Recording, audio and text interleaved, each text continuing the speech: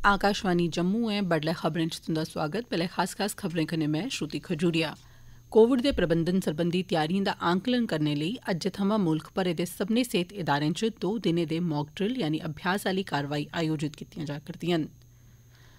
केंद्रीय कानून ते न्याय मंत्री किरण रिजिजू होरें आखेआ जे जम्मू कश्मीर दा कानूनी सेवा प्राधिकरण बड़े असरदार ते बेहतरीन ढंगै कन्नै लोकें गी न्याय उपलब्ध करोआना यकीनी बना करदा ऐ।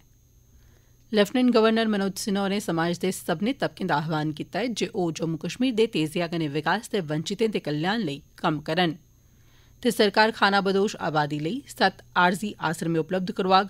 पट्टी दर्ज जनजातिएं लेई 24 होस्टलें दा कम्म बी इस ब'रे सबूरा कीता जाग। खबरें दी तफसील कन्नै विजय बजाज। कोविड दे प्रबंधन सरबंधी त्यारिएं दा आकलन करने लेई अज्जै थमां मुल्ख दे सब्भनें सेहत इदारें च 2 दिनें दे मॉक ड्रिल यानी अभ्यास आली कारवाइयां आयोजित कीतियां जाङन। केंद्री सेहत मंत्री डॉ मनसुख मांडविया होरें जंदे शुक्रवारें सब्भनें राज्यें दे सेहत मंत्रिएं कन्नै वर्चुअल तरीके नै इक बैठक लाई ही। सेहत मंत्री होरें बैठक दौरान किश राज्यें च कोविड दे मामलें च चानचक्क होए दे बाद्दे दे मद्देनज़र सेहत सरबंधी ढांचे, कोविड टीकाकरण दी स्थिति ते कोविड महामारी दे प्रबंधन सरबंधी त्यारिएं दा जायजा लैता हा। डॉ मांडविया होरें सब्भनें राज्यें दे सेहत मंत्रिएं गी आखेआ हा जे ओह् 10 ते 11 अप्रैल गी सब्भनें अस्पतालें च कोविड सरबंधी अभ्यास आली कारवाइएं दा आयोजन करन। इस दौरान अस्पताल च उपलब्ध दवाइएं, आईसीयू बिस्तरें ते मैडिकल ऑक्सीजन दी स्थिति दा आकलन कीता जाग। कोविड दे मामलें च बाद्दे दे मद्देनज़र राज्यें ते केंद्र शासित प्रदेशें गी अलर्ट पर रौह्ने दी सलाह ते कोविड महामारी दे प्रबंधन सरबंधी सब्बै त्यारियां करी रखने दियां हिदायतां बी दित्तियां गेदियां न। केंद्री कानून ते न्याय मंत्री किरण रिजिजू होरें आखेआ जे जम्मू कश्मीर दे लोकें दा न्याय दस्तयाब करोआने आली प्रणाली च पूरा विश्वास ऐ। जम्मू कश्मीर कानूनी सेवा प्राधिकरण दी सराहना करदे होई कानून मंत्री होरें आखेआ जे एह् इदारा बड़े असरदार ते बेहतरीन ढंगै कन्नै समूलचे केंद्र शासित प्रदेश च लोकें गी न्याय उपलब्ध करोआना यकीनी बना'रदा ऐ। मंत्री होरें कल बडगाम आह्ले जिला अदालती परिसर च कानूनी मदाद सरबंधी डिफेंस काउंसल दे दफ्तर दा उद्घाटन कीता। कानून मंत्री होरें कानूनी सहायता बारै आयोजित इक जागरूकता कार्यक्रम दी बी प्रधानता कीती। उनें आखेआ जे कानूनी मदाद सरबंधी डिफेंस काउंसल आली प्रणाली प्रदेश च दबोए लतड़ोए दे लोकें दी सहायता गित्तै बड़ी कारी दी साबत होग। केंद्री मंत्री होरें कानूनी साक्षरता बारै बसनीकें दे सशक्तिकरण पर जोर पांदे होई आखेआ जे पैरा लीगल वॉलंटियर्स यानी PLV आम लोकें ते कानून मदाद उपलब्ध करोआने आह्ले इदारें बश्कार बित्थ गी पूर करने च बड़ी महत्व आली भूमिका निभा करदे न। उनें आखेआ जे कानून दे भित्त बिजन अमीर गरीब दी कुसै फर्कोफर्की दे सब्भनें आस्तै खुल्ले दे न ते इस गल्लै गी यकीनी बी बनाया जा'रदा ऐ जे कुसै बेकसूर गी सज़ा नेईं होऐ ते कुसै गुनहगार गी बख्शेआ नेईं जा। लेफ्टिनेंट गवर्नर मनोज सिन्हा होरें आखेआ जे असें सब्भनें गी किट्ठे रलियै जतन करने लोड़चदे न तां जे समाज च साजगार हालात बनाए जाई सकन जेह्दे च हर इक व्यक्ति अपनी समर्थ स्हाबै बरोस करी सकै। उनें आखेआ जे किश होने दा इंतजार करने कोला बेहतर ऐ अपने ते राष्ट्र दिएं आसें तांगें गी पूरा करने लेई जतन कीते जान। लेफ्टिनेंट गवर्नर मनोज सिन्हा होरें एह् गल्ल श्री महावीर जैन एजुकेशन सोसाइटी पासेआ SS जैन सभा दे बैनर हेठ आयोजित इक कार्यक्रम च आखी। लेफ्टिनेंट गवर्नर होरें समाज दे सब्भनें वर्गें गी दबोए लटड़ोए दे लोकें दे कल्याण ते केंद्र शासित प्रदेश जम्मू कश्मीर दे तेजिया कन्नै विकास बाद्दे लेई अपने जतन करने लेई बी आखेआ ऐ। लौह्के उद्योगें दे विकास सरबंधी small industries development bank of India यानी सिडबी दे CMD S रमन होरें कल श्रीनगर आह्ले राजभवन च लेफ्टिनेंट गवर्नर मनोज सिन्हा हुंदे नै मलाटी लाई। इस मौके उनें बैंक पासेआ कीते जा'रदे जतनें दी जानकारी लेफ्टिनेंट गवर्नर होरें गी दित्ती। उनें क्लस्टर विकास फंड गी बढ़ावा देने ते भलेआं लौह्के ते दरम्याने दर्जे दे उद्योगें गी बढ़ावा देने ते उनेंगी मजबूत बनाने लेई कीते जा'रदे जतनें बारै बी दस्सेआ। तोआईं साबका विधायक ते भारती जनता पार्टी दे नेता देवेंद्र सिंह राणा होरें बी लेफ्टिनेंट गवर्नर हुंदे नै राजभवन च मलाटी कीती। इस मौके राणा होरें लोक हित कन्नै जुड़े दे केईं सारे मामलें पर चर्चा कीती ते श्रीनगर च होने आह्ली G20 दी बैठक लेई अपने सुझाऽ बी दित्ते। राणा होरें श्री माता वैष्णो देवी श्राइन दे प्राचीन रस्ते राहें यात्रा दा सरिस्ता करने बारै उंदे सैह्योग ते मार्गदर्शन लेई बी धन्नवाद कीता।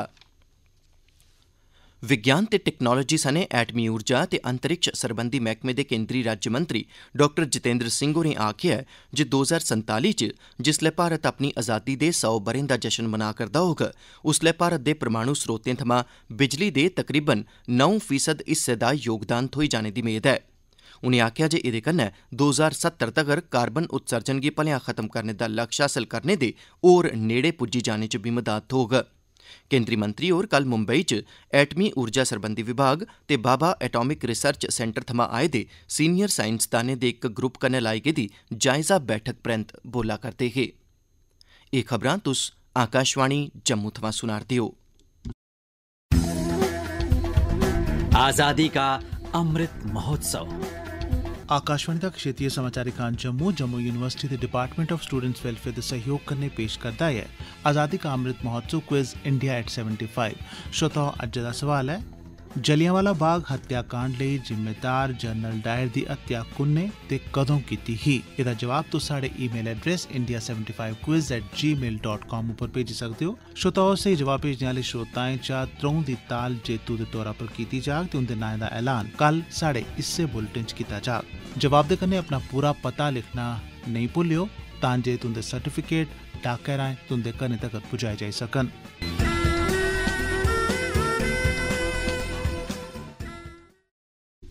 हुन बाकी दियां खबरें कन्नै श्रुति खजूरिया। माली ब'रे 2023-24 ब'रे आह्ला बजट समाज दे सारे वर्गें दे पूरे पराते विकास गी रफ्तार देग। सरकार समाज दे कमजोर वर्ग गी सशक्त करने लेई इच्छुक ऐ ते एह्दे लेई केईं सारी कल्याणकारी जतनें दी शुरुआत कीती गेई ऐ। बजट 2023-24 मूजब खाना बदोश आबादी लेई 7 आरजी आसरमें 24 जनजातीय होस्टल बनाना मित्थेआ गेआ ऐ। इस बजट तैह्त होर मते मिल्क विलेज कायम कीते जाङन तां जे दुद्ध दी पैदावार सप्लाई च सहयोग होई सकै ते युवाएं लेई रोजगार दे लगातार ते टिकाऊ मौके हासल होई सकन। इसदे अलावा दुद्ध, मांस, ऊन, चमड़ा वगैरह जनेह् उत्पादें लेई बाजार तगर राबता कायम कीता जाग तां जे जनजातीय लोकें दी सहायता होई सकै। जम्मू कश्मीर दे मुक्ख चुनां अधिकारी पी.के. पोली हुंदी हिदायतें मूजब विस्थापितें दे नां मतदाता सूचिएं च शामल करने ते चुनां प्रक्रिया बारै जागरूकता पैदा करने दे मकसद कन्नै विशेष कैंप लोआए जा करदे न। इनें शिविरें दा मकसद युवा मतदाताएं तगर पुज्ज बनाना ऐ तां जे ओह् अपना नां मतदाता दे तौर पर दर्ज करोआन। नेह् कैंप पूना, महाराष्ट्र च लोआए गे, उत्थे केईं सारे विस्थापित मतदाताएं अपने नां दर्ज करोआए।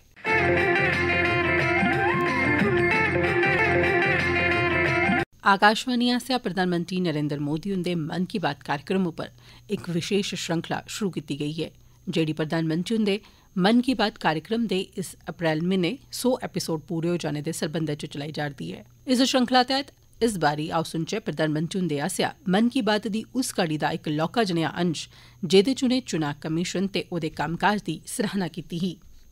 मतदाता लोकतंत्र दी बुनियाद हुंदे न ते उंदी सक्रिय शमूलियत दे बगैर चुनावी प्रक्रिया तोड़ नेईं चढ़ी सकदी। इस बुनियाद गी तगड़ा बनाने दे मकसद कन्नै 25 जनवरी 1950 गी चुनां कमीशन दी स्थापना कीती गेई ही। 27 जनवरी 2019 गी प्रसारित मन की बात कार्यक्रम च प्रधानमंत्री होरें चुनां कमीशन दे कम्मकाज दी सराहना करदे होई आखेआ हा, जब हम सुनते हैं कि हिमाचल प्रदेश में समुद्र तल से 15,000 फीट की ऊंचाई वाले क्षेत्र में भी मतदान केंद्र स्थापित किया जाता है, तो अंडमान और निकोबार के द्वीप समूह में दूर दराज के द्वीपों में भी वोटिंग की व्यवस्था की जाती है।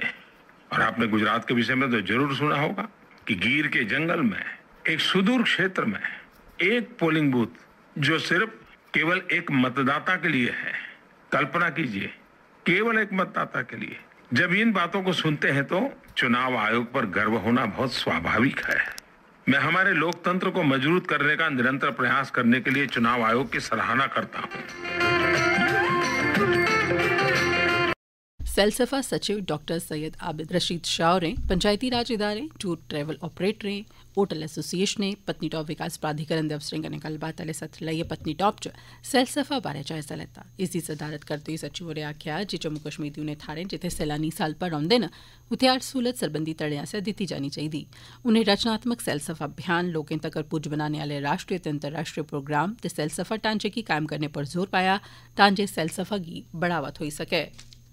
भारतीय पुरातत्व ते सिखलाई सरबंधी मैह्कमे दे प्रधान सचिव अशोक परमार होरें राजौरी जिले दा दौरा लाया ते जिले च चला करदे विकास प्रोजेक्टें दी ठोस ते माली प्रगति दा जायजा लैता। उनें अफसरें गी आखेआ जे ओह् सरकार आसेआ चलाए जा करदे बक्ख-बक्ख भलाई बेहतरी आह्ले जतनें बारै अवगत करोआन ते एह्दे कन्नो-कन्नी इस गल्ला गी बी यकीनी बनाया जा जे इंदा लाभ बद्धोबद्ध लाभार्थियें तगर पुज्जी सकै। अखीरै च खास खबरां इक बारी परतियै। कोविड दे प्रबंधन सरबंधी तैयारिएं दा आकलन करने लेई अज्जै थमां मुल्ख भरै दे सब्भनें सेहत इदारें च 2 दिनें दे मॉक ड्रिल यानी अभ्यास आह्ली कारवाइएं दा आयोजन कीता जा'रदा ऐ। केंद्री कानून ते न्याय मंत्री किरेन रिजिजू होरें आखेआ ऐ जे जम्मू कश्मीर दा कानूनी सेवा प्राधिकरण बड़े असरदार ते बेहतरीन ढंगै कन्नै लोकें गी न्याय उपलब्ध करोआना यकीनी बना'रदा ऐ। ते लेफ्टिनेंट गवर्नर मनोज सिन्हा होरें समाज दे सब्भनें तबकें दा आह्वान कीता ऐ जे ओह् जम्मू कश्मीर दे तेजिया कन्नै विकास ते वंचितें दे कल्याण लेई कम्म करन। एह्दे कन्नै गै खबरें दा एह् बुलेटिन समाप्त होआ।